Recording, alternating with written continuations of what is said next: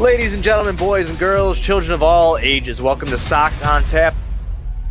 Tony, my first reaction is just, fuck yes, let's go. Sox versus the Twins. That's where it all starts. It all starts taking care of business in-house in the Central Division. That's right, I'm a meatball. You got to bring that top button swag, baby.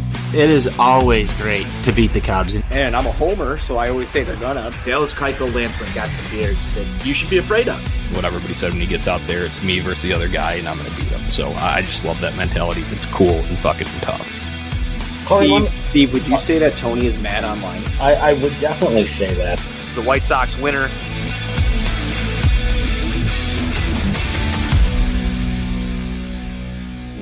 White Sox fans, welcome in to Sunday Funday with Sox on Tap. We got another three-way action going on. Third time this week, boys. I love to see it. I'm Jonnie, Tony Marchese, NWI Steve joining me. Gentlemen, I think we got to be feeling pretty fine this fine Sunday Funday. We are feeling fine, Johnny. It's a White Sox winner, Victory Beers. We're heading on into the All-Star break. Let's break it down. Hey, yo, boys, feeling real good. Anytime you can go into Minnesota, take 3 out of 4 from those shit bags. Hey, that only calls for one thing. Crack them. Victory beers. Hell Let's yeah. go. We've Let's had go. 3 out of the 4 times this weekend that we're able to do that. Obviously a big push, something that we all think, the White Sox needed, just in terms of standings, and you gained a game.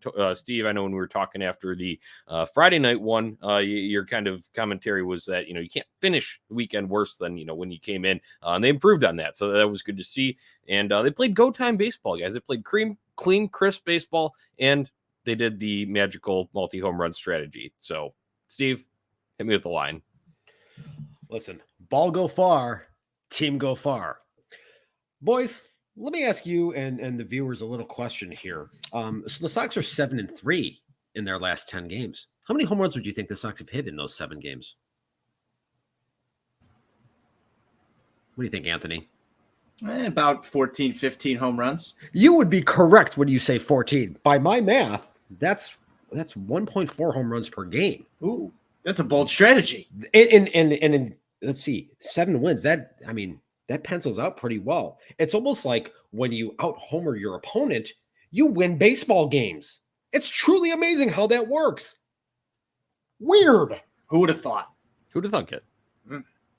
Wild strategy, guys. Yeah. No, as Steve asked that question, asking for the listener interaction here, we got our guy Sox Insane. He had said 10 there. So he lowballed it. It's 14. But to get in there, those comment sections, like our guy Sox Insane just was, make sure go and subscribe on Tap Sportsnet on YouTube. Click the little notification button so you know when we go live. And then when we are live, jump in that comment section. We can go and feature these, get some discussion going within this broadcast. So, gentlemen, as we were talking about 11-0 victory to close out the series, take 3 of 4 from the Twins today. Absolute massacre. It feels good beating the shit out of the Twins.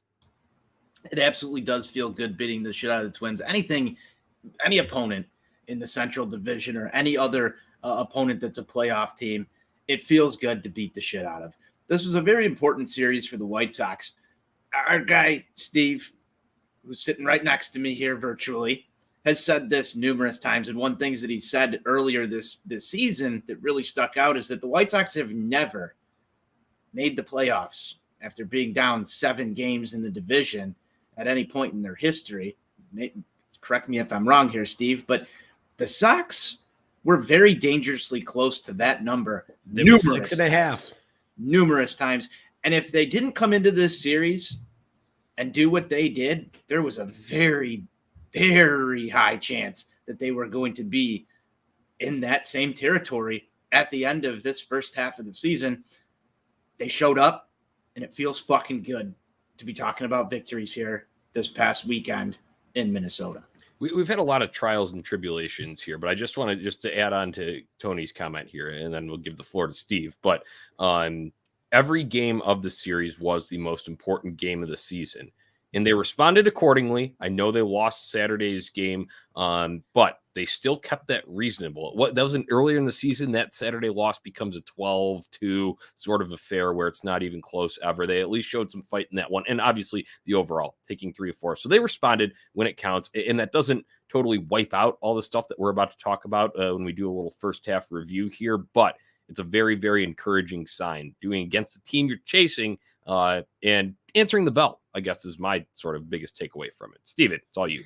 That's been, really one of the things that I've tried to drive home over the last couple of weeks here. We talked about this pivotal 19-game stretch of all AL Central games coming up here, largely against Cleveland and Minnesota, the two teams that you are chasing.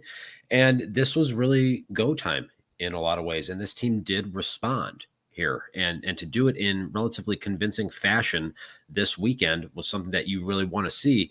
And a good friend of mine, and I know you guys all know Sam Mendelson, big guy on Sox Twitter here. He put out a tweet earlier today that said, you love to curb stomp anybody, but when you do it to the Minnesota Twins, it just hits different. And it really does. Steve, I think we need to fire up, I need to dig back in the archives and find the picture of you in front of the Kirby Puckett statue out there. I think that's in the works for later tonight on Sox On Tap social medias. I can supply that. No problem. Yeah, I think we need that. Yeah, I agree. It does feel good. I mean, we all know the level of hate we have for the Minnesota Twins. It's a strong word, but let's go ahead and use it here because that's just what it is. Steve is a hashtag confirmed AL Central teams hater. It's hashtag confirmed. None more so than the Minnesota Twins. So, boys, it feels good. Let's talk offense first here. A little bit of explosion in this one. White Sox able to generate a rally. It wasn't the final score doesn't dictate how this game went early because Chris Archer was able to take advantage of the White Sox having a bad plate approach, but things turned in the top of the fifth inning. And tell me how this happened, Tony. Well, things turned in the top of the fifth inning, Johnny, because the White Sox offense, who I was hoping was going to make just an inning last longer than 5 minutes, it felt like early on in this game, when you start scoring things called runs, Johnny, the plate approach actually to start that inning was a little bit horrific. You had 2 first pitch outs, and then you started taking walks, doing things like letting Chris Archer get himself in trouble. It was fascinating to see how the plate approach just drastically changed right there in that inning. 4 straight balls, and then 2-0 count to, I believe it was Adam Engel, when there's a mound visit, and all of a sudden Chris Archer starts to unravel. Steve, you've talked a lot about plate approach. I'll hand this question right on over to you. Did you expect this at all in this game? No, it just kind of looked like it was going to be a continuation of what we have seen for much of the first half. Guys just going out there swinging and hacking at anything that makes it 60 feet 6 inches on a fly. And then like that, poof, all of a sudden they flipped a switch. That's Sebi Zavala at bat. And then Adam Engel works himself into a 2-0 count. And then TA, same thing, gets himself into a better hitter's count, laid off a couple of pitches to extend an at bat. It's amazing what can happen when you don't go up there and just swing for the purpose of swinging. It's almost like it is beneficial to your team and helps you in your quest to score these very valuable things known as runs. Sorry, Tony. I just got a couple while we're on this whole plate approach. One, I do, you had said it was unexpected that you didn't expect them to. Well, let's give credit where it's due in them finally adjusting it. Granted, it took, about halfway through the game here as we're talking about. So credit to the White Sox for adjusting. But Steve, I think there's another factor, maybe someone on a certain social media website that may have driven this the White Sox sort of spark in the fifth inning. Can you tell us about that? Jonnie, why don't you go ahead and tell that little tale there? Yeah, so that was, you were the one that pointed it out to me, Steve, but it was Theodore, Twins Ted up there, saying about Chris Archer. Really, what was he, sailing by, sailing through the cruising was the word that was cruising used. was what he used. And, that's about as good as Bob Nightingale reporting a transaction, if only for the opposite to happen. And that's exactly what happened in this game. Tony, you talked about the plate approach turning there. Hey, I want to give a shout out to Sebi Zavala because obviously in this one, this ends up being a blowout here, but he was the one that got it started with that walk to be able to extend that inning. White Sox doing some 2-out rally there. Remember back Field of Dreams game? Everyone remembers the Tim Anderson home run.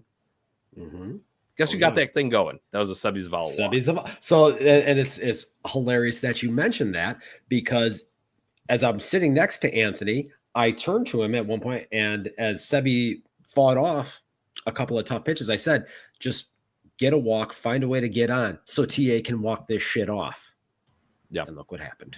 Yeah, Voila. that's actually Voila. But that's absolute facts. It's that did happen. I was there. It's just something that I want to highlight because obviously there are plenty of more highlight real stuff when we're talking about this game. And you go and look back and you're looking at MLB, .com tomorrow or later tonight and looking at the highlights and you want to see all the home runs. And that's all great and wonderful. We'll get to those in a second there. But shout out Sebi Zavala. All right. Let's get into some of those. Obviously, you had mentioned Tim Anderson getting himself into that hitter's count. 2-0 makes it with his 2 RBI single. Andrew Vaughn brings home 2 more with his RBI double. And then White Sox 7th inning. Absolutely pour it on, boys. 3 home runs in 1 inning. What is this sorcery? We had him from Moncada, 2-run blast, dead center. Vaughn out left. Harrison also put one into the left field bleachers there. Excellent to see, especially Yohan Moncada. Let's talk about him heating up here a little bit. Anthony, go right ahead. I was just going to say it was really nice of the Minnesota Twins to host a White Sox home run derby right before the All-Star break in that inning. It wound up being tied, but the back-to-backs were cool and tough from Mr. Andrew Vaughn and Yohan Moncada. Let's talk about Moncada specifically. This is a player who's been up and down. He's had his question marks. He is the most debated player in White Sox social circles.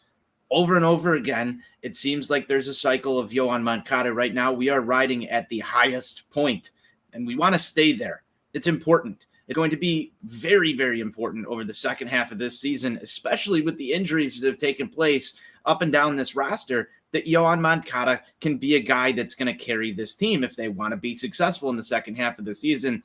What a way to finish off your first half with that home run right there. Just very impressive at the plate of late.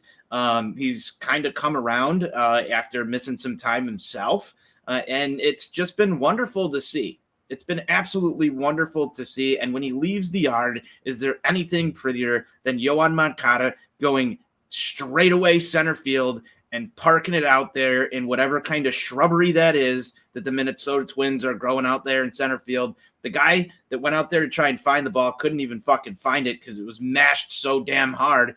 It probably went through whatever wall is behind those bushes out there. But Steve, I'll turn it over to you. I know Yo is your boy out there in Northwest Indiana. You know, it's really fascinating that in the 7th inning they found the launch codes and decided to finally deploy the multi-home run strategy. It was really a nice way to put this game on ice. And while we're talking about Yohan Moncada here, there's been a little bit of a running joke in some social circles on a site. I believe John, help me, is it twatter.com? Yeah, I think that's a okay for it. Yeah. The joke kind of circulating right now. If we're going to go tinfoil hat time here, I don't know if it's too early for that or not. Oh, never. But ever since he switched it up to his Latin King colors with his batting gloves and shoes, all of a sudden the hits have been coming. They do look very fly. I'll give them that. It looks good. Looks good. I like those. I like the yellow. I think Benetti and Stone at one time said banana look to it, but it's clean. It's clean with the White Sox black and white color, especially when they wear black jerseys. I think it looks even better. Yeah, and look, if that's what it's going to take for him to get on track here, start providing some thump from the left-hand side of the plate. We've been talking about this all year. This team's need to have balance from the left side of the plate. And him and Yasmani Grandal, their struggles throughout the course of the first half, that's something I'm sure we're going to dig deeper into later on here. Those two guys getting going, and Moncada doing it here specifically over the last 2 weeks or so heading into the break, that leaves you feeling pretty positive as a Sox fan and observer, just knowing that everything that really could go wrong in the first half for him, that kind of did.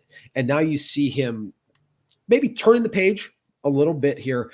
If he can continue this and start to provide, again, some of that power from the left side of the plate, I'm not going to say I expect it to be what we saw through the entirety of the 2019 season because we don't have the super bouncy ball.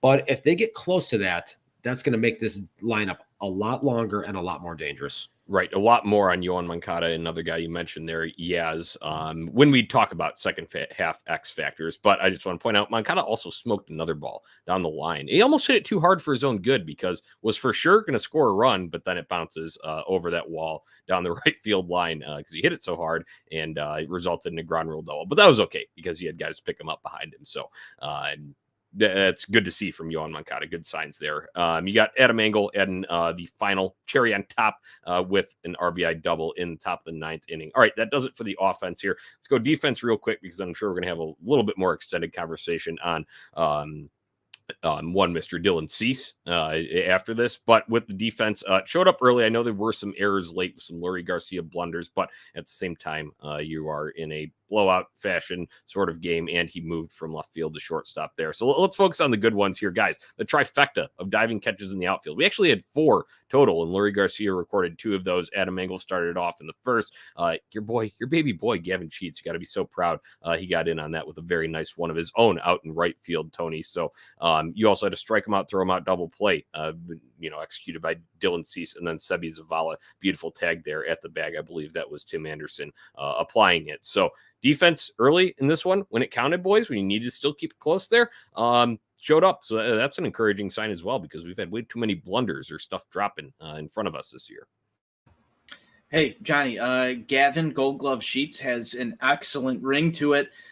We've been working on our defense in the backyard for quite a bit, been throwing some pop flies. We've been working on the dive, and we saw that in play today.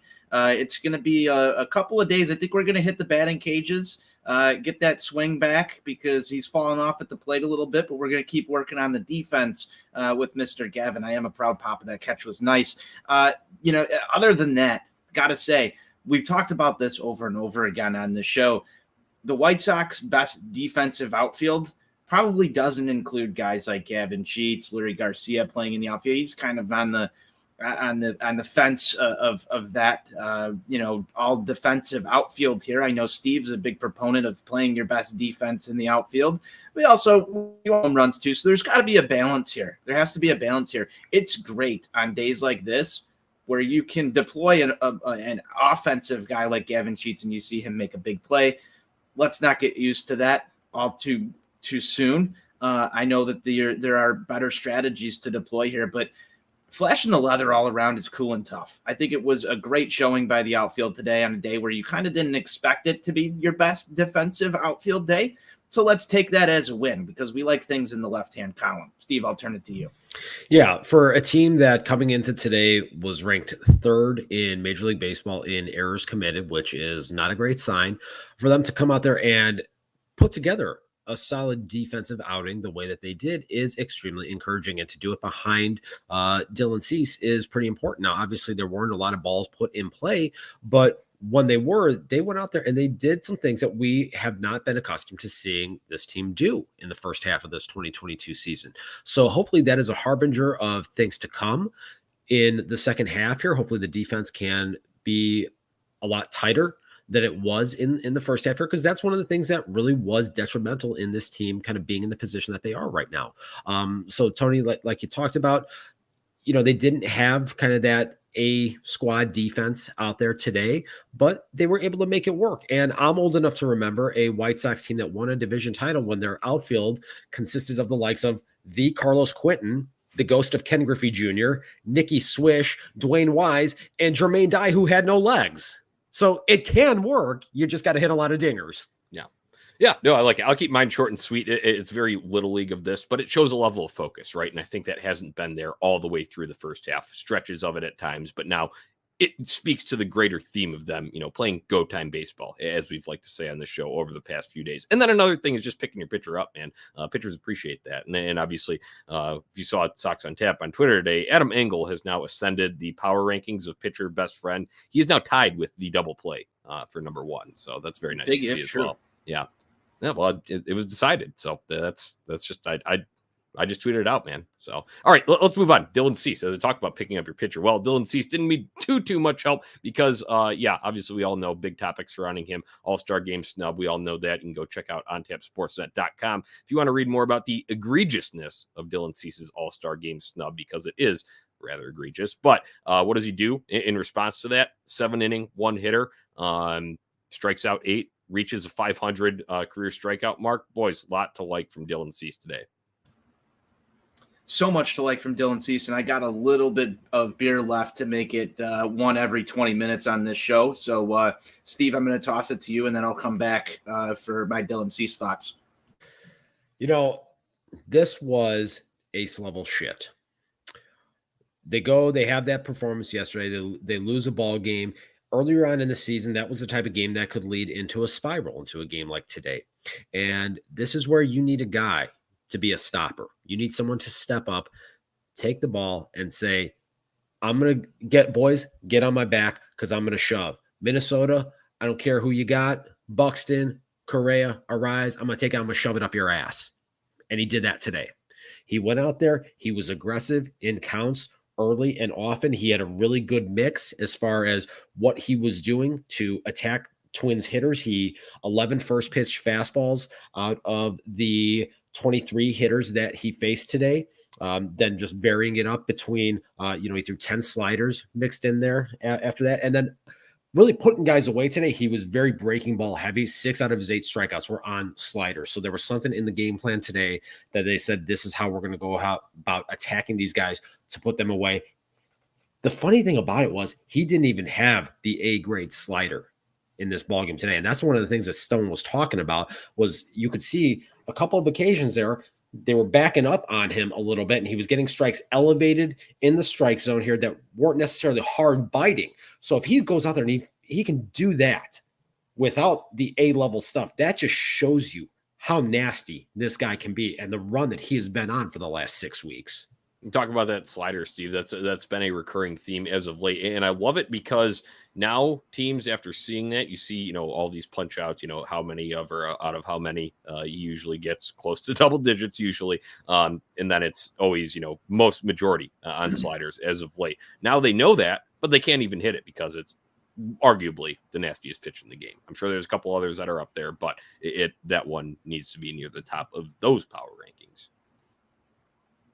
Absolutely does. And guys, we're talking about a player today who just became the fastest White Sox player to 500 career strikeouts, unseating Chris Sale, who held that record before him. That's fucking cool and tough, if you ask me. I mean, here's a guy that's got some lethal stuff in his arsenal. Jonnie, your favorite pitch is the Cease hammer. Now you're talking about this slider that's been working for him consistently throughout this year to put hitters away. He's got a high-powered fastball.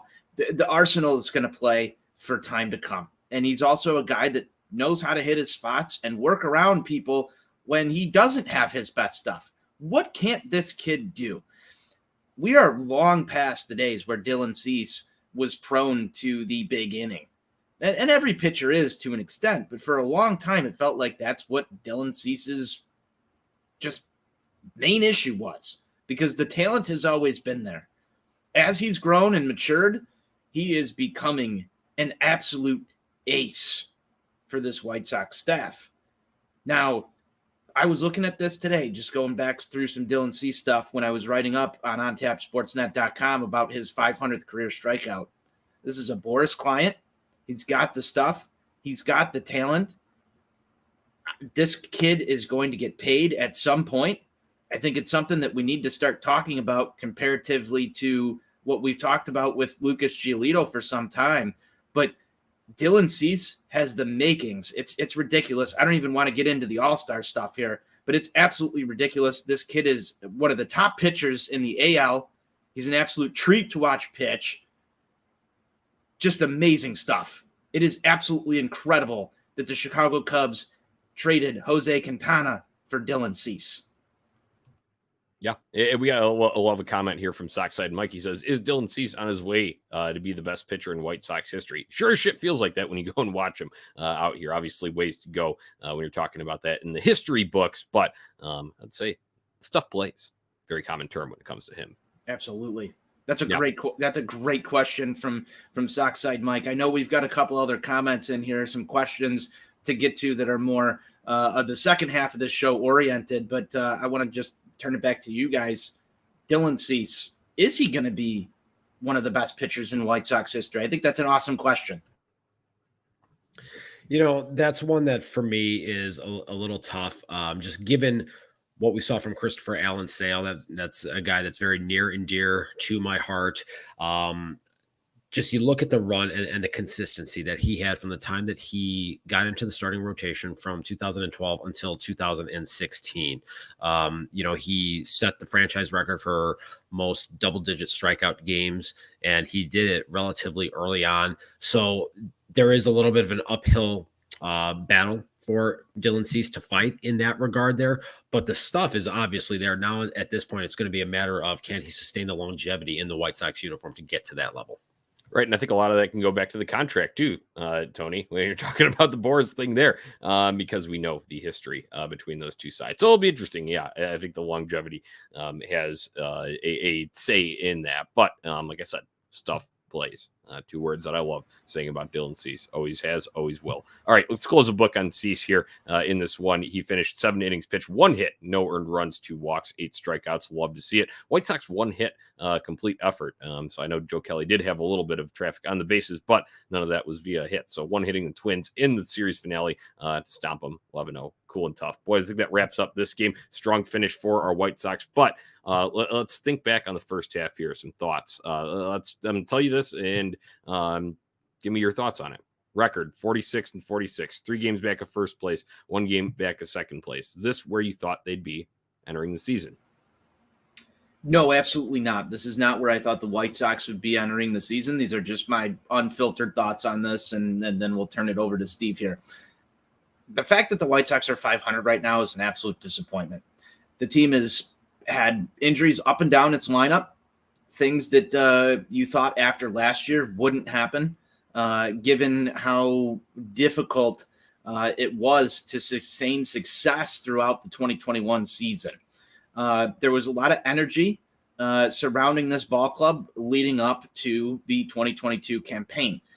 Even with the lockout included, a lot of people picked this team to be one of the top 5 teams that were going to be in World Series contention. When you look around the league right now, the AL Central looks like an absolute fucking joke comparative to what you see going on in pretty much almost every other division. There's no clear-cut leader within the AL Central, and it was very much expected that the White Sox were going to be that team. Then again, all things considered, just taking into account some of the injuries, some of the struggles, some of the slow starts, the Dallas Keuchel experience, and everything else that the White Sox have had thrown at them through this, I'm pleasantly more surprised and just sort of comfortable with where this team is at right now, especially given the way that they have played over the past couple of weeks here. And especially one thing that I want to put out there is against good playoff contending teams. Something that we saw last year a lot was, can the White Sox beat the good teams? They've fared pretty well against the teams that are expected to be in the playoffs this year. I don't have a record in front of me. If we want to go look that up, Steve, I'm not sure if you've got the chance to or not, but they've fared very well. Give me a couple minutes. They've fared very well in ball games against the Yankees. You know, they've had their problems with Houston, but against the good teams, the White Sox have shown up. That leads me to some comfort in this White Sox second half, and especially the way that they came back and battled after dropping the first 2 against the Cleveland Guardians, and then coming out and having this series against the Minnesota Twins where you take 3-1 heading into the break to keep them fairly close to the top of this division. I think all things considered, I'm a pretty happy White Sox fan. Are we where I wanted to be? No, not by any means. Not by any stretch of the imagination did I think we would be 500 going into the All-Star break. But is this division winnable right now for this team? Abso-fucking-lutely. Can they go out and have an awesome second half? Abso-fucking-lutely. Are the right bats starting to heat up? I think so. I'm excited. This is the best I've felt about this team since probably somewhere in the first half of last year and the Field of Dreams game. At this very moment right now. I'm pretty jacked up. I'm excited to watch the second half of White Sox baseball. Is there a lot to be disappointed about? Yeah. Did they underachieve? Yeah. But they've got a lot of baseball left to play, and I think they can go do it. Steve, I'll turn it over to you. You know, I'm definitely not thrilled with where this team is at right now, obviously being 46-46, this is not the first half that we all anticipated. Like Anthony mentioned, obviously the injuries and the underperformance from a lot of the key contributors have led to this middling start, and been it's been a roller coaster ride, both on the field and emotionally for us watching and following this team on a day in and day out basis. For a good portion of this year, it felt like you would take one step forward and then immediately take two steps back. There was the high point of the 7-game winning streak in early May, and then they promptly would follow that up and they would drop 4 in a row. So it was just a lot of up and down from this team. And again, also seeing that from individual players and guys that we were expecting a lot from. We saw the slow start from Jose Abreu. He has turned it on to be performing like Jose Abreu. The down stretch for Lucas Giolito, about a month or so ago. In spite of all of that, and with all of the injuries that have happened, really everything that could go wrong in the first half did. And they're 46-46. They're 3 games out of first. They're 2 back in the loss column. Minnesota and Cleveland, you might have done gone fucked up. You had a chance to put this team away. About 7 to 10 days ago, they were 6.5 games out of first. They were knocking on death's door, and you didn't have a chance. Minnesota, you had a chance to get that sweep on that Wednesday afternoon at 35th and Shields that would have basically buried and ended the season, in my personal opinion, and you didn't do it.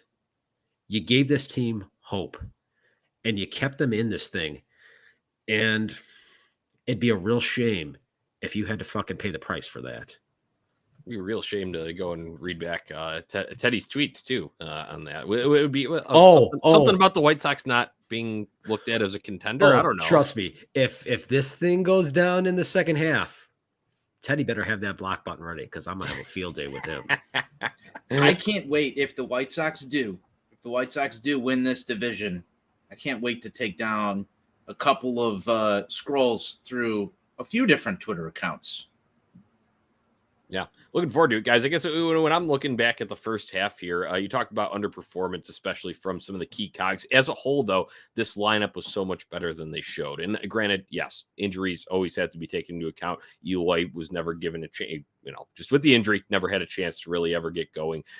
You've had other guys go down. Yaz was finally starting to look like showing signs of life, and then he goes down. Moncada had that, 5 for 6 day, and then he goes down right after that, talking about turning corners. Luckily, he's back now and swinging it, but it'll be key, and this will be a key that we're talking about for second half, but just getting the whole core, so to say. You always see those graphics from Jake Kuda. You see him on the broadcast itself, and how often have the White Sox actually had that core together. When that's all together, I want to see that clicking, firing on all cylinders, and that will be the key going forward in the first half. They just did not have enough of that. And granted, there was some shitty weather at the start. There were some shitty injuries. You had the AJ Pollock starts the year off hot in this first game, and then the first 2 at bats of his second game, and then he goes down too. And we know he's a streaky player by nature. But it'd be interesting to just see what would have happened maybe without some of these injuries. But once again, that would be playing hypothetical. So just looking back on it, they are much better than they performed as a whole. So I'm looking for them to overachieve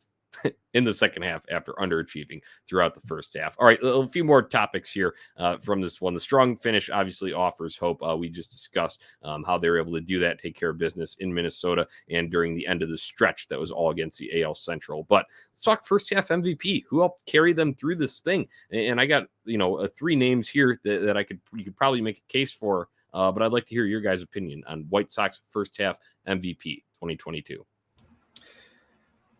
I've got a couple of names, and Jonnie, obviously, you've got the rundown here, but I haven't actually looked at the names that you've written down. I think there's a couple of people who come to mind right off the bat. The first is Dylan Cease. I mean, he has just been every single time this kid's on the mound, he's given his team a chance to win ball games.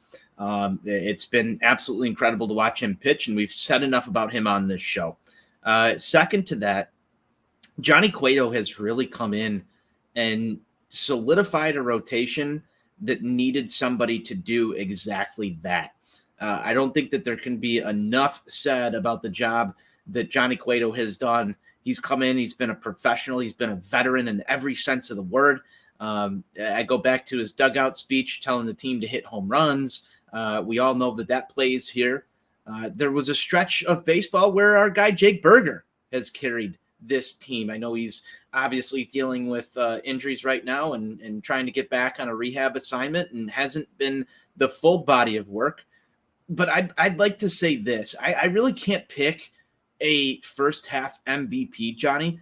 I think the team itself on the offense and within the pitching staff have all shown enough streaks where if this was the final point in the season, I wouldn't be able to say that there's a clear-cut MVP. And I want to point back to something that we said on this show when things weren't going right. You need your leaders to step up. You need those guys to be those guys. Clear-cut MVPs of the team, the Jose Abreu MVP shit. I haven't seen anybody on this roster outside of maybe Dylan Cease each and every time he comes out to the mound carrying that MVP shit swagger that I want to see. So I ain't giving anybody MVP shit, but I'll probably grade the teamwork and picking up guys when they're down to keep this thing afloat. Probably a solid A- at this point because there's been enough to keep us where we're at. This team could have been buried, as Steve said, numerous times, and certain members of the team have picked it up. I gave you my couple of names, but I want a clear-cut winner at the end of this thing because I'm not happy with where it's at thus far. Steve, I'll turn it to you. Yeah, I don't think you can definitively say that there is one MVP per se. So really, I think there's two guys for me that are kind of the glue guys that have helped to kind of keep things together through this tumultuous first half start that have been really, I would say, steady. Have had a couple of little dips here and there, but for the most part have been consistent. On the offensive side of that, it would be Andrew Vaughn, a guy that, again, in his second full year at the major league level, has been probably the most consistent hitter in the White Sox lineup. He has not had the extreme peaks and valleys that we have seen from guys like Jose Abreu, Tim Anderson, and others. I'm old enough to remember when, there were members of White Sox Twitter that wanted to see him traded for Sean Manaea or Frankie Montas this offseason. Can you imagine where this team would be if Andrew Vaughn wasn't in the lineup every day? That's a scary proposition to think about. On the pitching side of it, I've got to circle back to the guy I just wrote about a couple of days ago, Reynaldo Lopez. The roles that he has been put in, the spots that Tony La Russa has put him in and allowed him to grow and to continue to develop in the bullpen as a significant weapon for this team. Those are the two guys that, for me, really stand out as key performers in the first half that have helped keep this thing afloat. Now it's time for the big boys to really step it up here over these last 70 games and push this thing to the finish line. Part of my favorite part exactly about this exercise is kind of the honorable mentions and the different names you can cycle through. I think all the people mentioned here are all good. You can make an argument, right, when you're talking about importance to the team. I would probably lean towards Jose Abreu. I understand the early month stuff and the heats up with the weather thing can, kind of be a cliche and drives people nuts. And I understand it because games in April matter just as much as games in September will, right?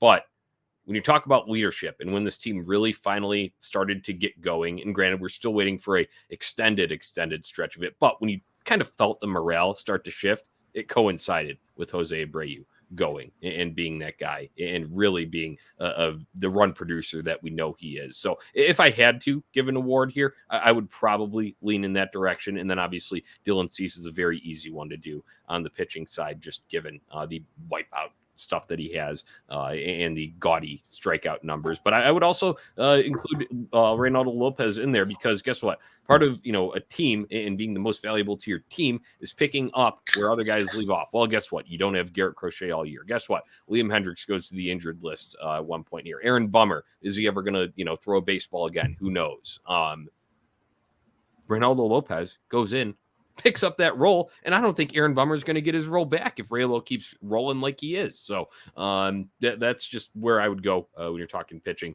offensive side. A lot of good arguments to be made there. But gentlemen, let's look ahead to the second half. Hey, Jonnie, I want to comment on something that you said there. And before that, I just wanted to say I'm still on my beer per 20. promise that I made earlier. We're coming in here right around the 40-minute mark, beer per 20. We're on pace. Jonnie, the only reason that I didn't say Jose Abreu is because of those early season struggles that seem to linger on a little bit longer than what they normally did for him over the course of his career. I don't want to take away from the fact that Jose Abreu at one point during this season was just getting absolutely obliterated on the White Sox Twitter timeline day in, day out. I do agree with you when this thing turned around for the most part. And I know neither of you are going to say the word back yet. I know that for a fact. However, when this thing started to get a little bit better, it was Jose Abreu.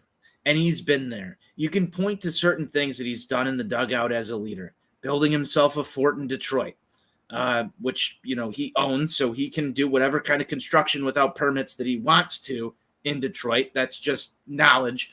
But he's starting to do that everywhere. He owns Wrigley Field. He owns Comerica, Detroit, the whole area. He's starting to acquire a lot of real estate. I want to see him acquire more throughout the second half. That's why I didn't mention his name when you're talking about first half MVP. But I'm really sitting here right now thinking about Jose Abreu, what he means to this White Sox team. If I'm a White Sox fan, I'm laying in bed at night after I've consumed my victory beers, and I'm thinking about how important Jose Abreu is to this White Sox ball club.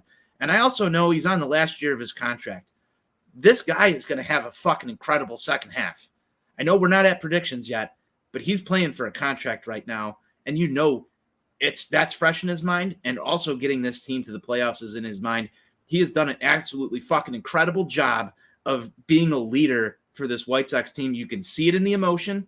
You can see it when people were talking about a lackluster dugout. Jose Abreu sees that shit, and just like Josh Harrison, he doesn't fucking care. He's going to go out there and show it to you, and the results are starting to pay off, so I wanted to double down on that. Right. So you could go and look at numbers. You could talk about, highest rated sort of certain metrics that mean a lot in terms of F4, weighted runs created, all of that stuff. And Jose Abreu can take the cake in that. But for me, what really solidifies it for me is he is the everyday guy. And in a team that sometimes looks like they're made of porcelain, he is the everyday guy, and he is always out there. I know even through the struggles that he had early in the season, he was out there playing first base, wearing the big hooded mask and whatever to just stay warm in the 30-degree April temperatures that we have to play in. He was out there. He was grinding through it, and he's a model of consistency for them. So from that aspect of it, combining that with some of his numbers as of late from his heat up. That's just why I would go there. All right, last thing on Jonnie. I want to expand on that point right there, because you bring up something very important there. We talk about on this show all the time. Availability is perhaps the most important ability, and one thing has been proven since 2014, since he put on a White Sox uniform, is that Jose Abreu is available. Unless he's twisting his testicle, he is in the lineup every day. Mind you, this is a guy that ate a fake passport on an airplane to get into this country. So we talk a lot about this team, guys being made out of glass, needing to wrap them in tinfoil all the time. Jose Abreu is a goddamn warrior. Do not forget that. Put some respect on that man's name, because there's one thing you can count on as a White Sox fan, it's that Jose Abreu is going to show up. I'm going to double down on that, Steve. I love that. Dude, man, that's just an incredible hashtag analysis of Jose Abreu. I just want to know your guys' perspective on this. Can you teach toughness? Because it doesn't feel like you can. And Jose Abreu, as a leader, is just, he exemplifies toughness. When we talk about cool and tough, that back end right there, you may as well just replace it with a fucking picture of Jose Abreu. When you talk about Chicago tough, Jose Abreu's picture is right there in the dictionary next to it. I mean, you're not wrong. You're not wrong there. I just don't know if, he's just built from a different block, man, from everybody else. This dude's there every day. It can't be overstated enough. This is some Cal Ripken shit, and you don't get that in modern day Major League Baseball. I'm just so impressed with how fucking tough Jose Abreu is. It's awesome. It's awesome, guys. I think that was a good discussion on first half MVPs here. We got a few honorable mentions from our guys saying that we should bring up here. Tony had covered Jake Berger a little bit, but Danny Mendick, that's also a good one. Big time step up when Tim Anderson went down with his extended injury there. Gavin Sheets also providing that pop from the left side of the plate. And kudos to him for going down to Charlotte, obviously working with Tony in the backyard to really get that thing righted. And then obviously came back and jacked multiple home runs within series and whatnot to, ignite offense and, really help the White Sox come back in some of those games. I was at that Sunday one at Detroit, big moment, and Gavin Sheets went deep in that one. So that wraps up the first half, guys. Let's move on to the second half and address immediate concerns here. And immediate concerns, I say, is we need Lance Lynn and Michael Kopech to right the ship. And we also have injury question marks surrounding Luis Robert, Eloy Jimenez, and Aaron Bummer. Let's talk about these topics first. And I know we didn't do a show after Saturday, so maybe Lance Lynn is a good topic to start on here. And it's going to pain my heart, but we need to discuss it because Lance ain't right now. Lance ain't right now is the perfect way to put it, Johnny. This is a guy who has, I hate to say this, really underperformed since signing an extension with the Chicago White Sox. There's some stats that have floated around Steve's favorite and most visited website on the internets, and it's somewhat concerning, especially after all of the investigative research that On Tap Sportsnet has poured into trying to figure out why the White Sox traded Dane Dunning for Lance Lynn. Man, it pains me to say this. I don't want this storyline to continue because I'm a big Lance Lynn fan. I think he provides what the White Sox need in terms of veteran leadership that Dallas Keuchel really just blatantly fucking lacked in the White Sox clubhouse. He's got so much pedigree behind him. He's a guy that just he exudes the fuck you attitude that this team needs to win ball games. What bothers me about Lance Lynn and watching Lance Lynn pitch of recently is that 92-mile-an-hour fastballs over the middle of the plate normally get fucking murdered. And I've seen far too many of them. I don't know if it's a lack of command. I don't know if it's a lack of luck. I don't know what it is. But something isn't right with him, and there's been some injury concerns around it. Obviously, he missed the whole first half of this season, basically, before returning to the rotation. So I don't know if that's kind of really been the main problem with Lance Lynn. But this isn't what we wanted to see from him at all. There's so much like that rides on Lance Lynn starts, and we all know this as Sox fans because Jerry's mantra has been forever and always, I'm not going to spend big money on pitching. And to give him a 3-year extension, I don't think was a small thing for Rick Hahn and company to have to go sell to Jerry Reinsdorf. But it just seems like they're almost snake bitten when it comes to stuff like this. There's got to be a guy out there that's going to eventually be the guy that the White Sox pay to pitch baseballs. Lance Lynn had a real chance to do that, and up until right now, it's been very fucking bad, guys. It's been very painful to see this develop. I think there's still time to right the ship, but I don't know if he's fully healthy. I don't know if he's the guy that's going to cruise down it for the rest of this season with the Chicago White Sox. I've kind of questioned this myself. Is there a need to go out and acquire another starting pitcher for this White Sox team to have a successful second half of 2022? And the biggest question mark that I have in the rotation right now, outside of Michael Kopech, is Lance Lynn, because I don't feel as confident as a White Sox fan riding into Lance Lynn Day as I should right now. You can go point fingers back to not making a qualifying offer to Carlos Rodon that would have probably solved this problem. However, this is where we're at as White Sox fans. You need a big second half from Lance Lynn, or you need to do something to shore this up. It's kind of disheartening to say, but I'm just right now, I'm not as confident going into Lance Lynn Day as I am with any other pitcher in this rotation, and I didn't think I would be here right now. So to piggyback off of that, if we look at things from a 10,000 foot view, in his first 16 starts with the Sox, Lance Lynn in 90 1.2 innings pitched, had a 1.99 ERA, and was averaging about 5 2/3 innings pitched. In the 19 starts since he signed his extension, he's thrown 100 1/3 innings pitched, about 5 1/3 per start, to a 5.11 ERA. So the thing that is also very concerning here in particular this season, since he came off of the IL, has been the home run ball. He gave up 3 of them yesterday against Minnesota. That has really been the Achilles heel for him in this 2022 season. Anthony, you talk about the decline in the velocity. Everybody, I don't know if everybody remembers this, but he had a knee issue going back to last year. And so that was right around the time that the extension actually took place. So we're about a year of the knee kind of being a little barky for Lance, and then obviously having to go and have it surgically repaired in March during spring training. Very problematic for him here. So as a veteran pitcher that's 35, 36 years old, it is a little bit concerning. And then you see the decline in velocity here. It's something that you absolutely have to keep an eye on. A lot of people are saying that really this is kind of his spring training still in a lot of ways. I think we need to get past that at this point. To Lance's credit, unlike Dickhead Dallas, he holds himself personally accountable. He doesn't go out there and he doesn't make excuses. He doesn't try to put it on his teammates. He quite literally says it's horseshit and unacceptable. Yes. Hey, exactly. and I will say it's very fucking cool and tough to hold yourself accountable here. This is a guy that's very easy to root for White Sox fans. And I think that there's some admiration that needs to be said in that. But Steve, I'll turn it back to you.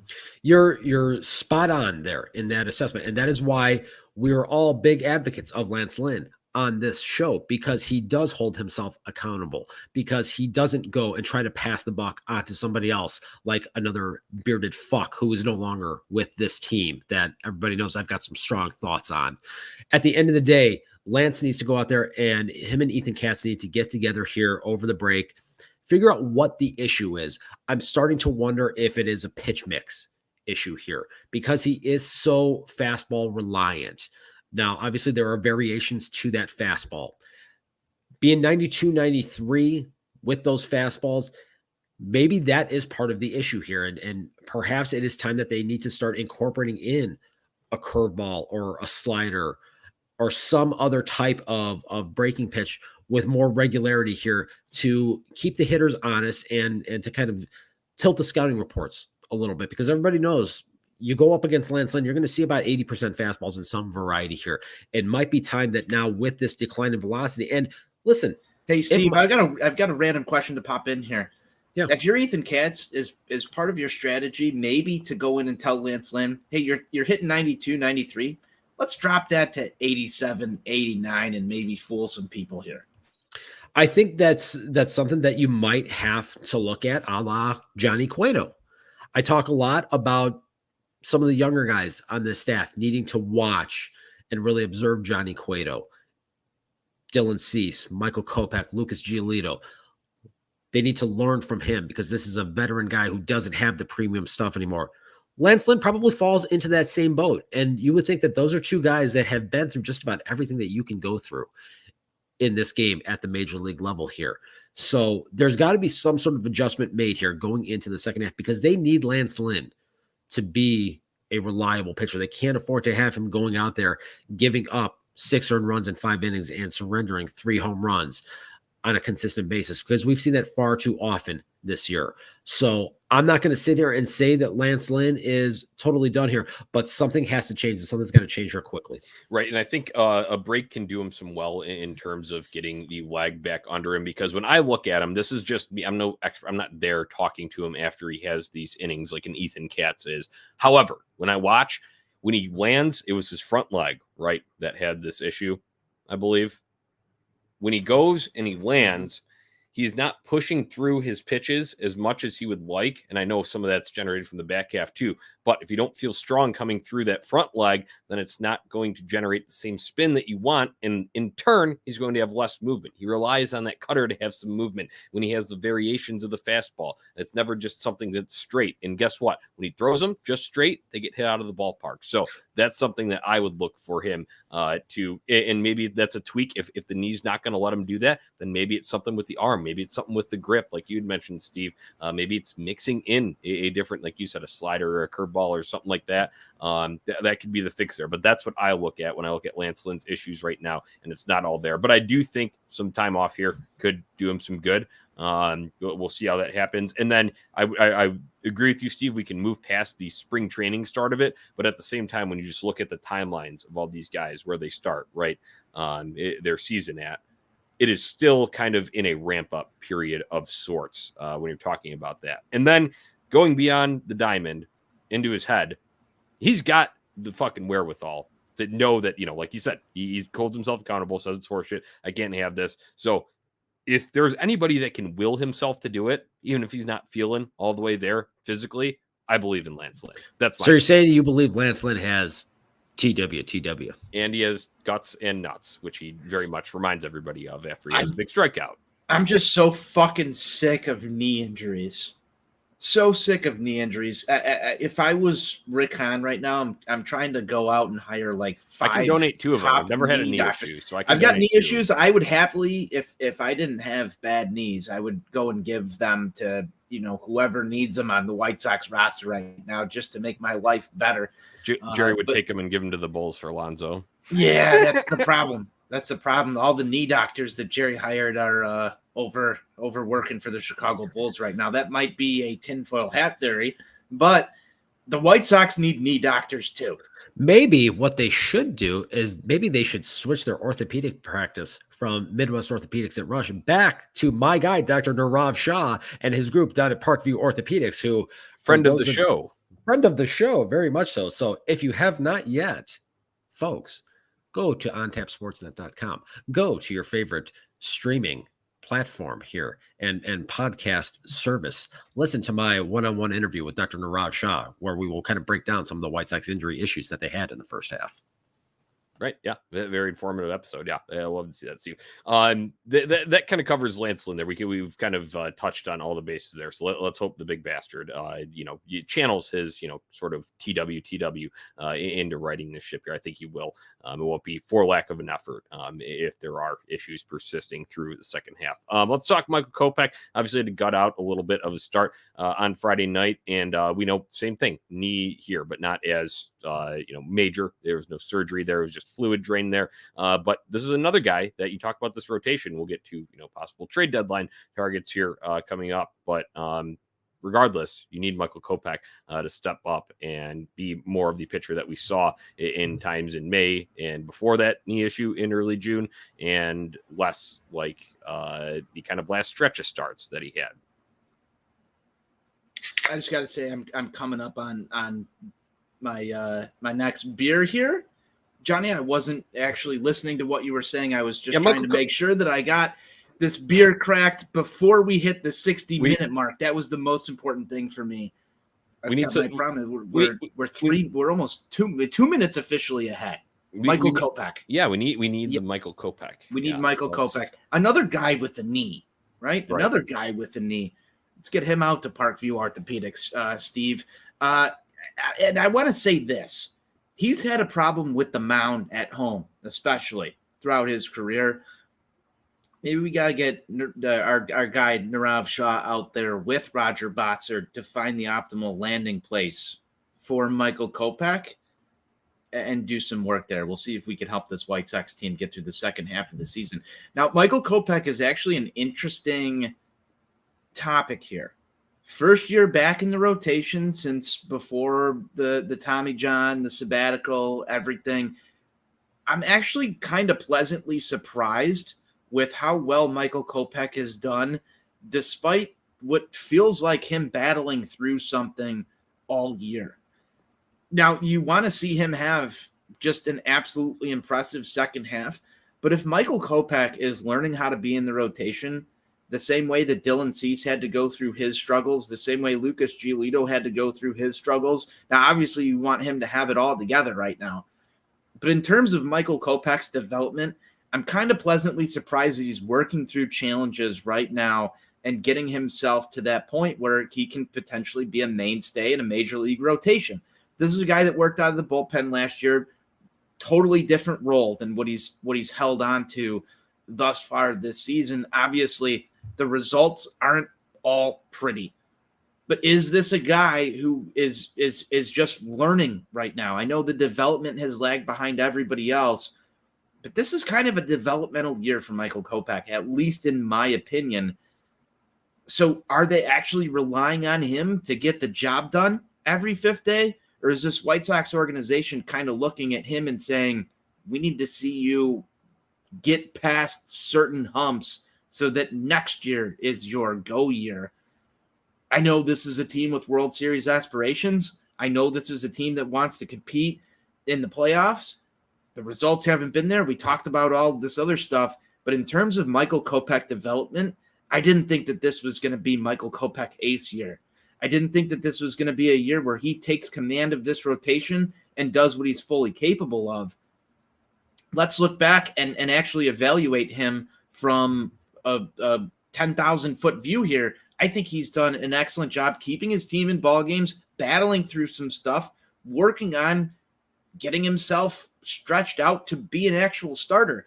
I'm actually really happy with what he's done developmentally this year, because I think it only bodes well for next year. I know that that's not something that we want to talk about right now as White Sox fans because we're focused on the right now, but I'm pleasantly surprised and happy with him having to overcome adversity here, because I think it sets up better for Michael Kopech long-term and the White Sox long-term. I know that's kind of outside the realm of what we're talking about second half, but that's just kind of how I'm evaluating this right now. In a lot of ways, they're really trying to serve two masters with Michael Kopech this season, focusing on that developmental piece, getting him stretched out. He's already thrown more innings this year than he has ever thrown at the major league level. So there's that developmental aspect of it. And look, it's been talked about almost ad nauseum at this point here over the last month or so. He has hit a bit of a wall. We've seen him in his last couple of starts kind of go out there with less than his top end stuff and battle and fight his way through. And that is something that as a starting pitcher, you have to learn how to do that at the major league level. So he's passing that test in that regard right there. Now, obviously, this team does have higher aspirations and does have things that are of greater significance to the whole than Michael Kopech at the individual level here. So how they go about balancing that aspect of his development with their team and organizational aspirations is going to be very fascinating here in the second half. And hint, hint, you might see a little something on this very topic from a website called ontapsportsnet.com later on this week, and how they just might handle Michael Kopech coming out of the All-Star break. So be on the lookout for that. All right. Interesting. Yeah. I just wanted to get your guys' takes on that because while you said I do agree that he has learned to battle through all that, I don't know if that fully suits him where he is in his career right now just yet. And I would just... I don't know. I would be disappointed if it came to a point where it's really noticing the dead arm here. If there is a period that hits that, like you'd mentioned with the innings count there, Steve, and then you didn't do anything to help shore it up, and then you're left kind of kicking yourself. So that brings us to a topic of, trade deadline needs here. Let's talk. What do the White Sox need? Obviously, there is still a little bit of time with this deadline pushed back into early August now instead of being on the last day of July. But what do you think the White Sox need here to really propel themselves in the second half via the trade? All credit to Tanner Banks for filling in for Garrett Crochet, but this team desperately needs a left-hand option coming out of the bullpen with late inning experience. I don't know that the market is going to be flush with these guys, but that is the number one thing that I'm trying to address with this ball club right now is just an option for Katz and LaRussa to come in and, not have to walk the high wire act to get through things. Tanner Banks has done an excellent job filling that in. I think he's left the White Sox in a position where they can go out and try and shore up the bullpen. That's number one thing I'm targeting. There was a lot of talk about second base earlier this season, especially with Josh Harrison's underperforming. We'll go out and say underperforming here because he largely has to what you would expect at second base. But I think that's a need. And then, outside of my baby boy Gavin Sheets, this team really lacks some left-handed power. I don't know if that's their number one need, but I definitely put that on my wish list. And if we want to get greedy, let's go back to that starting rotation. If you can find a starter for cheap that's going to be able to come in here and just give you innings down the stretch, it doesn't have to be a guy that's going to be on your playoff roster, but you can kind of pick and choose here. Somebody to help you in case one of these big arms in the rotation goes down. I think that they do lack that. Jimmy Lambert's kind of filled in, and so is Davis Martin from a just get you some innings perspective. But if you can add another arm to this rotation at the deadline, I do think that you want to go out and do that. I mean, this feels like a Santa's wish list that a 5-year-old would write. However, you've got to go out and add to this ball club at this point in time. I don't see any reason to sell off pieces at all going into August. You've got about 15 days, and even if the White Sox play 500 baseball through then, this division is here for the taking right now, especially with what you saw for the White Sox in this series against Minnesota and splitting with Cleveland. You can go out and make a run. You need a hot stretch to happen, and if you have to add to this ball club, the White Sox absolutely have to. Rick Hahn absolutely has to go out and do something to just put a shot in the arm of this team that's going to help them down the stretch. This is probably the most important White Sox deadline that I've ever lived through, in my personal opinion. The cupboard's somewhat sort of bare. You've got guys in the system like Colson Montgomery who've been on base 50 games in a row. Do you make a move to go do something crazy here at the deadline? I don't know, but the wish list is sort of long, and the availability of guys that other teams want isn't quite as long as you need to go shore up all of those different things. It's going to be a very interesting deadline for the White Sox. I would hate to be in Rick Hahn's position right now because there's a lot of hard choices, especially with all the glaring needs. Steve, I'll turn it over to you. Anthony, you nailed all of the key areas that I feel that this team needs to address when it comes to left-handed relief options in the bullpen. I do think it is imperative for them to get a starting pitcher, or at least a swing guy that you can, have start piggyback with Michael Kopech to help kind of take some of the load off of him in the second half. I think in a lot of ways, if you could find somebody from the left side to be able to do that, I haven't really dug deep into who that potential option would be, but if you could get somebody to kind of fill or check off two of those boxes right there, that would be very beneficial for this team there. And I think having another left-handed bat in this lineup is really something that is imperative. Obviously, we talked earlier in the show about Yoan Moncada, and it looks as though he is starting to come out of the funk that he was in for the early part of his abbreviated season here. And we've talked about the ups and downs of Gavin Sheets and really the poor performance from Yasmani Grandal. So if you get Grandal and Moncada performing back to what we would expect from them, that certainly helps. But this team does still need more balance. They are still a bottom 10 team in the league when it comes to offensive production against right-handed pitching. That is something that has to be addressed, because if this team is able to get into the postseason, and if they want to make a run, a legitimate run in trying to win the American League pennant, you still got to go through Justin Verlander in Houston. You got to go through that staff. You're going to have to go up against Garrett Cole and some of the other guys on the Yankees right there. So getting more left-handed is going to be pretty important. Again, if you can find a guy that maybe could fill in multiple different spots across the diamond, second base, corner outfield position, killing two birds with one stone would be ideal. They don't have a lot of depth in the system. It is extremely shallow right now. So this is going to be really challenging for Rick Hahn, Kenny Williams, and for the analytics staff and the scouting staff, which, and let's be honest with ourselves here, they don't have a particularly great track record.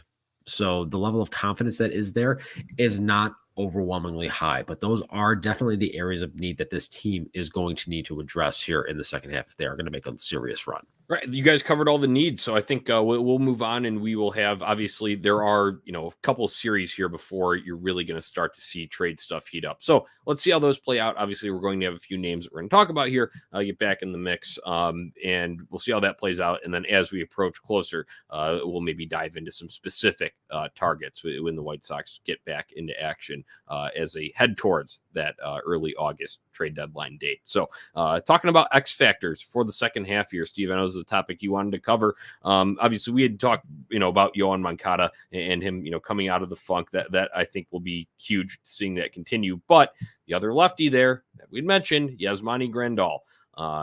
This, to me, I legitimately would just go ahead and label it my biggest X factor for the second half. How about you guys? I think that's absolutely the guy on the offensive side of it. We've spent a good portion of this show and over the last couple of weeks talking about this team's need to continue hitting home runs and to continue hitting for power. If they can get Yasmani Grandal healthy in the middle part of this lineup, being able to provide balance, being able to provide his patience and his plate discipline, but more importantly, the ability to drive the baseball that we saw in the second half, that is going to go a long way towards making this a much more consistent and viable offense. I wrote, and we talked about this in our preseason prediction and in preview show, that Yoan Moncada was really kind of the X factor for me offensively over the course of the season. We're seeing some signs out of life from him thus far here. If he can continue that into the second half, that's going to be really big for this team. But Yasmani Grandal, getting that guy going here, being a presence in the middle part of the order, hitting behind the likes of Jose Abreu and Luis Robert and Andrew Vaughn, that's going to really help lengthen this lineup out and make them very dangerous. I'm going to have to go Tim Anderson, X factor for the second half of the season. It hasn't been the greatest first half for the Chicago White Sox all-star shortstop. I think he can do a lot more than what he's provided thus far. When you talk about X factors, you talk about guys that get underneath other teams' skin. You talk about guys who really drive the offense. I want flashy. I want change the game shit. I think Tim Anderson has lacked a little bit of that so far in the first half of this season. I want to see him take over a series. When's the last time you talked about Tim Anderson taking over a series? I can't remember. I think it's time for that guy to step up and be an X factor the same way he was out in Iowa when Steve and I were there. You want to see that from him? I think he's due. He's absolutely due to just go on a monster tear the same way he has before. So if we're talking about X factors, I think it starts with the shortstop, the leader of the infield, and somebody that just hasn't hit the ball for extra bases as much during the first half of this season. So I'm going Tim Anderson for my second half X factor. All right. I would absolutely go with Yaz. I know Steve talked about a little bit of that there, but all I have to do to go and reason with this, go back and look at the shot in the arm that he gave the offense upon returning last year. He was arguably the most dangerous hitter in baseball in his period after coming back from leg surgery last year. When you go and look at some of those numbers in terms of weighted runs created, home runs, slugging percentage, all of that stuff, he was a monster. And we need that from the left side of the plate, especially. And obviously he can switch it up and do it righty there too. What's encouraging about this for me is he does look, right before he went down, there was a stretch there. I think he had hits in 7 of his 8 previous games before going down, and 2 of those were multi-hit performances. Hell, even the game he left was a multi-hit performance. And granted, that wasn't the power that you want to see, but it was a sign of him starting to see the ball better. And that was obviously a very, very big point of contention earlier in the season. So continuing that and building on his solid, so far to date, rehab assignment at both Birmingham and Charlotte. I just think that's so huge for the White Sox in terms of getting that extra pop. And guess what? Then that's something that can become contagious too. It felt like the White Sox started mashing when he was around. That's just how it felt last year. So I want to see that kind of a repeat, non-core performance of that this year. A kind of honorable mention I'd give here is Lucas Giolito. If he can kick it into high gear and be his self that we know, the dominant self, that he can be. Granted, he has had some nice starts of being able to bounce back from his really, really rough stretch throughout, early June. But if you can get the strikeout shit, you can get the whiffing stuff, combine that with Dylan Cease at the top, White Sox rotation looks a lot scarier, and it also helps cover up for some of those maybe question marks at the end there. Obviously, a big one with Lance Lynn and a smaller one in terms of Michael Kopech there. So Lucas Giolito would be my kind of honorable mention X factor there. All right, boys, there's an easy stretch of the schedule. I know it's not right off the bat coming up. They have the Guardians for 4 at home. One of those rain out, make up a little bit more on that Saturday coming up here in a second. But you got 2 at Colorado. After that, you got 2 at Colorado, 3 versus Oakland, 3 versus Kansas City, 4 at Texas, 4 at Kansas City, 3 versus Detroit. Sounds like an ideal time for some bum slaying, Steve. I love some high quality bum slaying. If there was ever a time for this team to get hot, this would be the time. I wrote about this a couple of weeks ago. This team needs to start taking care of business at home. And this is a perfect opportunity to do it. Again, you're a game behind Cleveland for second place. They're the first team you got to jump if you want to get back to the postseason here. Start it off next weekend. Set the tone for the second half. Go out there, take care of fucking business, and then carry that momentum into Colorado. Take care of Oakland. Take care of Kansas City. You got some weak sisters on the schedule. We talked a lot about this tough schedule that this team had in the first half, having to go through almost their entire schedule of the AL East and teams in the NL West and, the Astros and a couple other ones mixed in there. You got through it and you survived. You got your nose bloodied a little bit, but you came out of it 500. We all said at the start of the season that after the All-Star break was the time that if this team could stay afloat, given the injury issues, that this was the opportunity for them to turn it on. It is right in front of us now. The time is now. Take care of fucking business. I'm ready for a Sox on Tap bum sling tour, guys.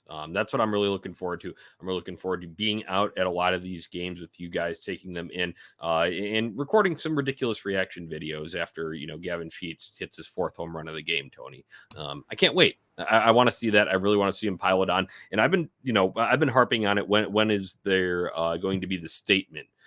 Right. And granted, this would be against lesser opponents, but stringing together a winning streak like 7, 8, 9, shit. Some of these, even other teams, they've had these stretches of the Orioles won, double-digit games. Mariners are carrying a 14-gamer into the All-Star break. Where's that for our White Sox? That's what I want, and I really want to just see them go and dominate, bum slay over a multi-week stretch. I think that would be cool and tough. It absolutely would be cool and tough, and I think the White Sox best baseball has not been played yet by any stretch of the imagination. You're going to see this team rattle off, 7 to 10 wins in a row over this stretch of baseball that you've got here. If they do, Anthony, if they do that, there's a certain word that might get to be used. Well, I've been very, very positive about this team so far this year. I've been probably the most positive on this show, as deemed by some of our listeners. I might be comfortable using that word right now. I know you guys aren't. However, I'll spare you. You don't want to say it. 3 members of the White Sox postgame on NBC used it today. I think that that's fair. I think that there's people out here that do believe that this team can go and win a division. I'm one of them. I know you're still riding the hashtag it's over, but it is what it is. I'm very respectful of everybody else's opinions. It just seems like right now, you guys were talking about this team getting hot. I think they're hot right now.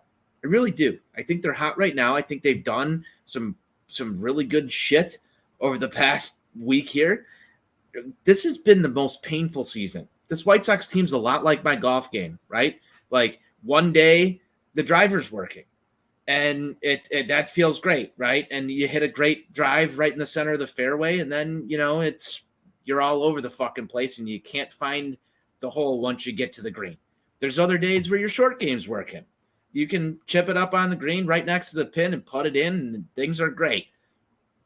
Once you get the full thing working together, it's going to feel a whole lot different. And I think they're well on their path to do that. I've got like 30 seconds to finish this beer and then grab another one because I didn't realize we were going this long. So I'm going to toss it over to one of you. We've talked about that too a couple of times, putting together all aspects of the game. Another thing will be getting that whole core. I'd mentioned that earlier, but getting that whole core back together and all in the lineup at the same time will be paramount for this team's success or lack of success in the second half if they are unable to do it, or if the guys that are there go down with further ailments or just underperform straight up. So putting it all together, Tony, I think that's a good theme here when we're talking about that. And then, like I said, taking advantage of the easier stretch of the schedule that you will have coming up here. So, and let's light off some goddamn fireworks at home for fuck's sake. Yes.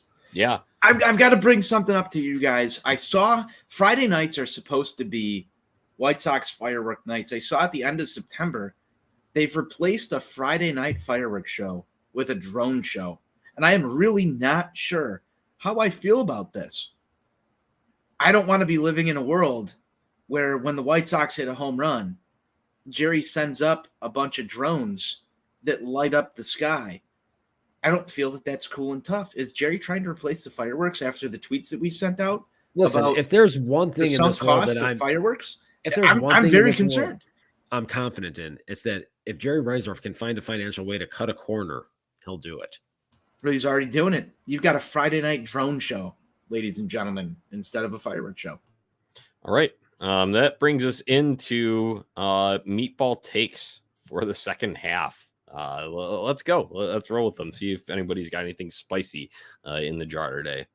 I'll fire off the first one, and maybe we can go a couple rounds on this. But NWI Steve will change hashtag It's Over within the next month. Confirmed. That's a bold strategy. You think I'm going to let a good gimmick go to waste? Wait, what's a gimmick? Never mind. Got him. Outing himself. Oh shit! I just broke kayfabe. Fuck. If we're gonna go meatball takes, Andrew Vaughn's gonna hit 15 home runs in the second half. All right, love that one. All right, yeah, I like that one.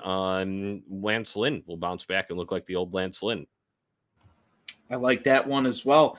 I will go with this one. The White Sox will have a 10-game winning streak in the second half. I love that one. That shouldn't. I hope that's not meatball. I got one more for you here, and this might be the ultimate meatball take. Liam Hendricks is going to break Bobby Jenks' franchise record for consecutive batters retired, which Alex Colomé could never do. Ooh. That's spicy. That's spicy. I'm feeling that. I might need some heartburn medication after hearing that one. Johnny, you got another one. Aaron Bummer will pick up a baseball again. That is even spicier. That is very spicy. I like that. I like that. Aaron Bummer will pick up a baseball again. Boys, how about Tanner Banks will pitch in a high leverage situation down the because the White Sox failed to acquire another left-handed pitcher. We are all going to be sitting there shitting our collective pants, and Tanner Banks, escape artist, will pitch an inning in the playoffs. I know this isn't even second half. An inning in the playoffs that's going to be absolutely incredible for the 2022 Chicago White Sox. Now we're getting spicy. We're getting really spicy here. That's scary to think about right off the bat. I got one for you here, and I don't know when this shithead's birthday is, but if it's at some point during the second half, Yoan Moncada will hit 3 home runs on Kenneth's birthday. Ooh, okay. I like that one. All right. I like that one a lot. We've got a comment from Brian. Johnny, you want to pull that one up? Let's see. Our video guy, Brian Lefebvre. He says, I've got one. Andrew Vaughn, Eloy Jimenez, and Colson Montgomery are included in a trade for Juan Soto. Woo! Now we're getting real spicy. Heat levels through the roof here. I like it. Need a heat check on that. Yeah, we need it. We need a heat monitor. Yeah, that's incredible. For these meatball takes. That would be the definition of some shit. I don't foresee it, but that's why these are meatball takes. These are supposed to be spicy here. I'll go with Josh Harrison will have a 3 home run game. Whew. Will Josh Harrison's agency then tweet at me then? Yeah, 'Cause I probably. said mean Yes. things. Probably, but Yes. Josh Harrison's agent regularly tunes into Sox on Tap. I mean, As he should. did anyone ever think Subby Zavala would have a 3-home run game? I mean, No, but I was there in See? person. Yeah. It was Yeah, right. You saw it. You witnessed it. See, crazier things have happened. with these So, eyes. see, I had these shades on. these are supposed to be spicy, so I'll go with that one. I like that. How about this? How about this one? Our guy Jake Berger, aka Jake Trojan, will also have a 3-home run game. I like that. Here's a spicy one for you. Eloy Jimenez will play 10 consecutive games. Oh, Ooh. might be the man. That might be the topper. Dude, that's gonna, in my opinion, that's probably gonna have to come in the late August to early September range. But Oof. yeah. Oof. All right. Anything else here? I don't know if you can follow that up. Yeah, I don't think we can follow that up. All right, we've got a big announcement to make here. As we said, the White Sox need to hashtag set the tone for the second half. We'll be doing our best to do it. We're throwing a big tailgate, Lot B, on the day of the doubleheader. That will be Saturday, July 23rd, against the Cleveland Guardians. It's a split doubleheader with that first game starting at 12:10, second one at 6:15. So we plan to be out there in the lot 10:10, 2 hours before that first game of that, and we'll be out there all damn day tailgating. We'll go into the game, enjoy that, have a little maybe kegs and eggs sort of style food and beverage at the first portion of that. Come back out, tailgate, maybe get some food in between there's pizzas, we don't know, see whatever comes our way there. But, gentlemen, it's going to be a big birthday celebration. Our guy Sean Roberts' birthday on that day. So happy birthday, early birthday, Sean. We'll be celebrating it right there. And then also our guy Buzz a couple days before that, leading up to it. So big start to the second half here, boys. I'm excited to be out there crushing some beers and Lot B with you guys. Absolutely. It's been too long since we've all gotten to partake in a little bit of crack 'em and drink 'em and watch White Sox winning baseball. Let's hope we're coming home after that extravagant day with 2 White Sox winners. And you never know. I mean, you look at the standings right now. This is going to be a big day for White Sox baseball. Super excited to be out there with both of you fine gentlemen, drinking some beers and watching some White Sox baseball, not once, but twice on the same day. I'm sure the meatball takes will be flying by game 2. Make sure you find us in Lot B. Come have a beer. It's going to be a great time. I'm looking forward to having a couple 2-3 dozen pops with you boys, going out there celebrating. And let's just cap it all off by burying the Cleveland fucking Guardians. Because everybody knows I hate them sons of bitches with every fiber of my being. I want them done. I want them finished. Set the tone for the second half. Let's do this. Let's have a day. Yeah, right. You're talking about games where they could climb up over them there when we're talking about where they are in the standings right now. Just one game behind Cleveland. Obviously, they open the second half with them there. Tony, you got something? I've got some Sox on Tap history notes as we close down this show. Happy 1-year anniversary to us. This is just absolutely demolishing Orbit and Lot B. Yep. That was an absolutely fantastic time. We demolished Orbit in Lot B about a year ago. Around this time, I think we're either on the day or within a day of that taking place.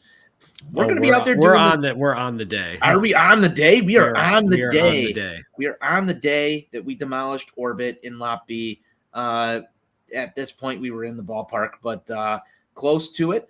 We're going to be out there doing some of the same shenanigans this coming Saturday, and it's going to be a great time. I'm very much looking forward to it.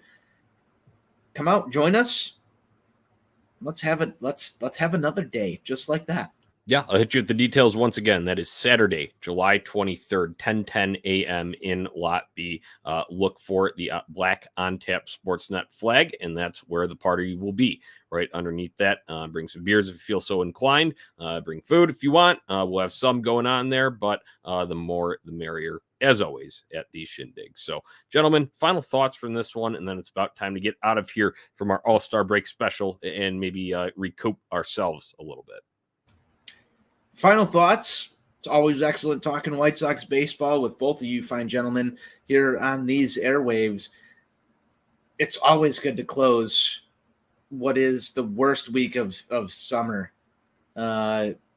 with a White Sox winner, because I am going to be just absolutely missing White Sox baseball come Thursday. And this is the hardest week to get through because you don't have your White Sox to watch. Don't know how to plan out the next few days. Yeah, obviously going to take in some home run derby, probably watch some All-Star game, but it's not the same. Yeah, this happens every year, happens every single year.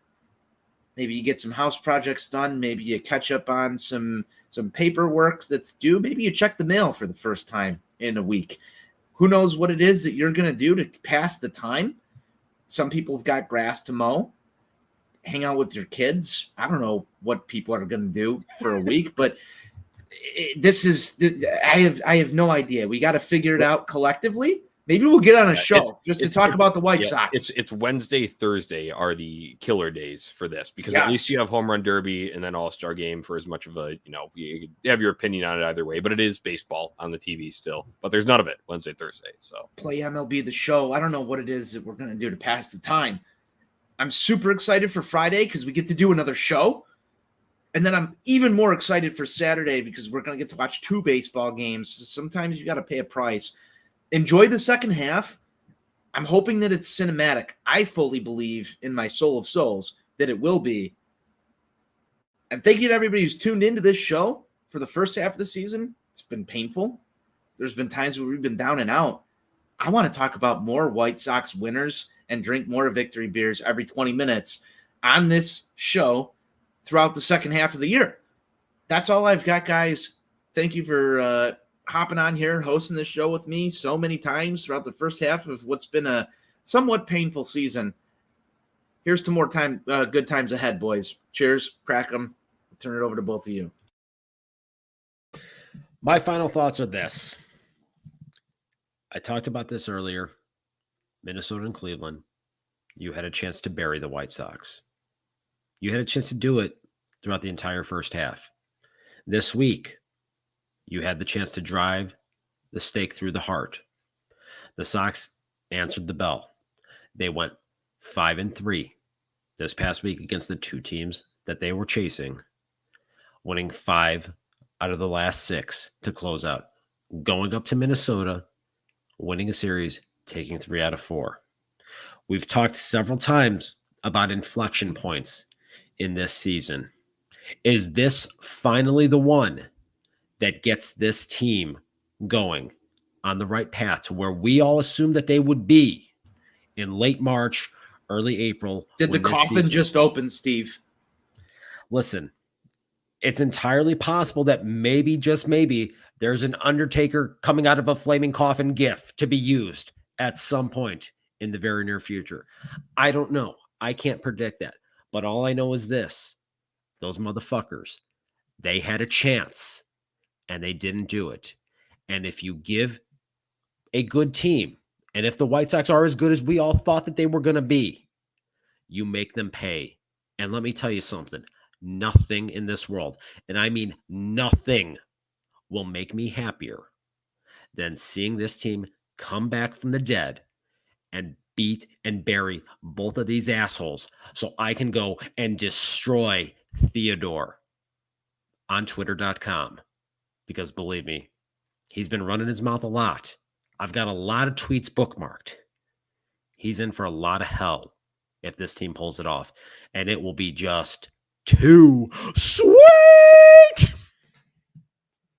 How do I even follow that up? That's awesome. We had the comment in there from Sockside Mike. I love it. Steve's motivational speeches make me want to slam beers. Let's fucking go, he says. Yeah, same here, Steve. I love that. But how do I follow that up? I follow that up short and sweet.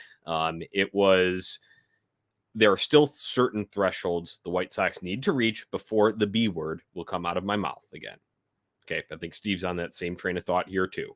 However, the White Sox played go-time baseball to finish the first half strong in a very crucial stretch of games against the 2 teams that they are chasing. And that I can be proud of, and for that, I can have some confidence going into the second half.